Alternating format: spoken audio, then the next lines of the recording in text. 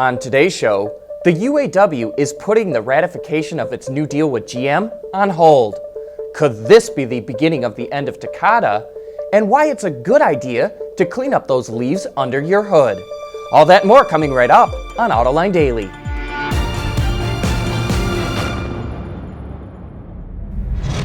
This is Autoline Daily for November 9th of 2015. The new UAW labor contract is running into more speed bumps.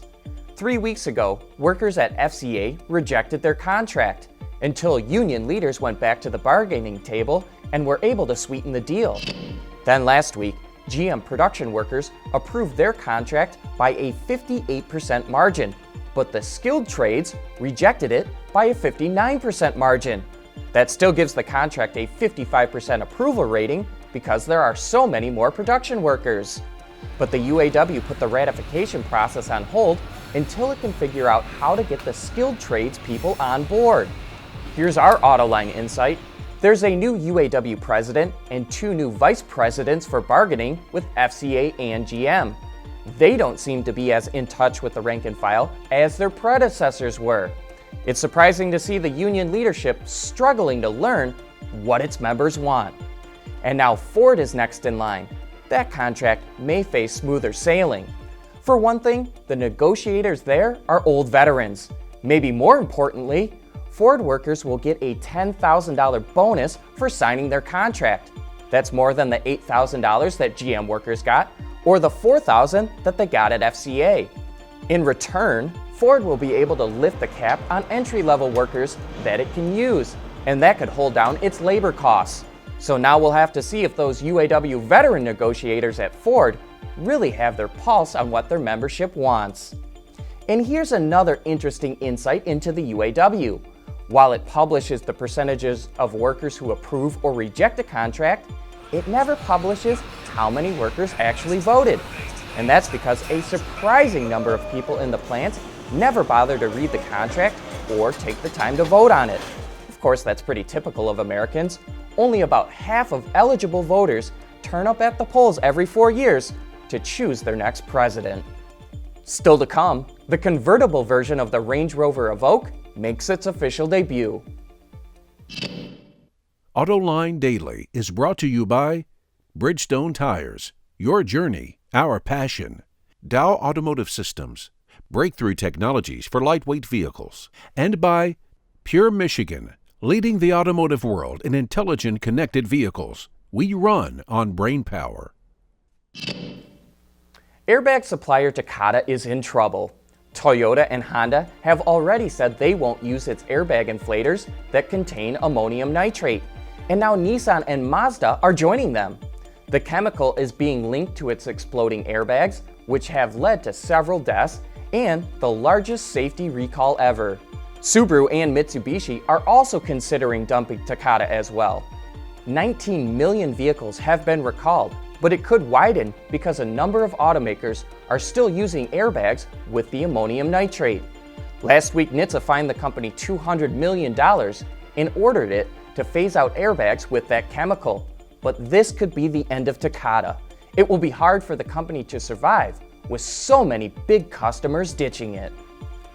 Land Rover has been teasing its Evoque Convertible for months, but it finally took its official bow this weekend at an art college in London. While it will be powered by the same gas and diesel engines as the hardtop, the convertible will be the first to get the automaker's next generation infotainment system with a 10.2-inch touchscreen. We also learned that the fabric Z-fold roof can retract in 18 seconds at speeds up to 30 miles per hour, and it has a 251 liters, or about 9 cubic feet, of cargo space. For those interested, the Evoque Convertible goes on sale the spring of next year in 170 markets worldwide. Coming up next, why it's always a good idea to rake up your leaves.